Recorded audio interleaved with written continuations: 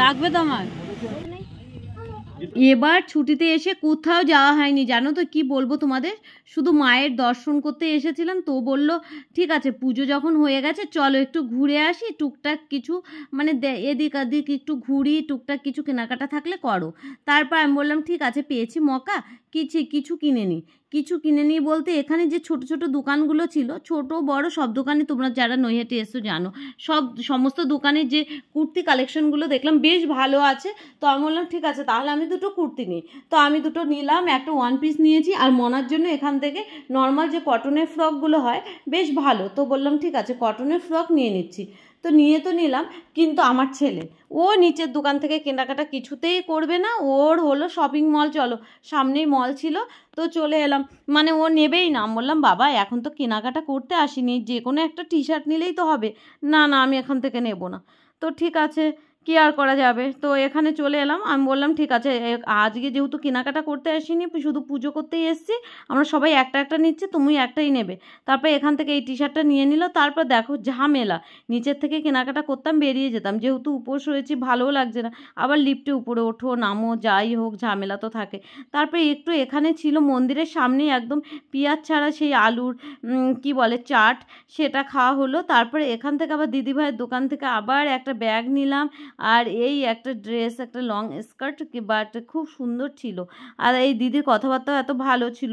তো বললো ঠিক আছে তো এখান থেকে নিয়ে নিলাম, ড্রেসটা বেশ ভালো লাগলো তো নিয়ে নিলাম। এখন ওটা পরিনি, উপরে টপটা লাগবে, তো যাই না সেটা আবার কোথা থেকে পাবো।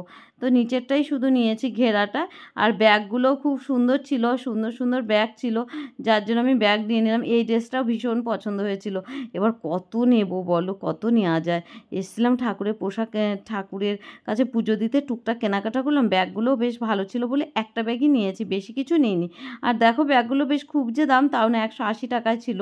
আর যেহেতু আমি ওই ড্রেসটা নিলাম বলে আমাকে 180-তে ছিল, মানে 800 টাকা পুরো বিল হলো। আর এই ব্যাগটা আমাকে গিফট করলো দিদি, বললো চলো এই ব্যাগটা তোমাকে গিফট করি, যেহেতু রথযাত্রা ছিল কিছুদিন আগেই, তো চলো তোমাকে একটা দিলাম। তো এখান থেকে টুকটাক কেনাকাটা করে তারপর ও বললো চলো ওপার যাবো ঘুরতে। মানে ওপারে যাবে এখন?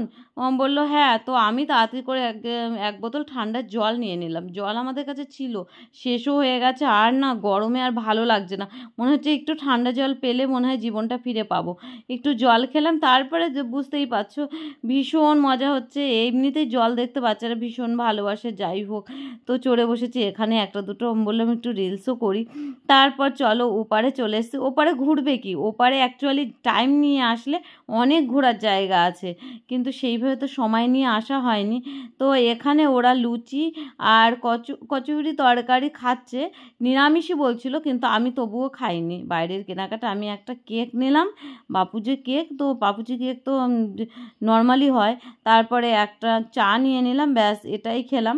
আর সারাদিন কি বলবো তোমাদের, কিচ্ছু খাইনি, শুধু ওই আলুর চাটটা খেয়েছিলাম, আর ওরা একটু কোল্ড ড্রিঙ্কস খেয়ে নিল।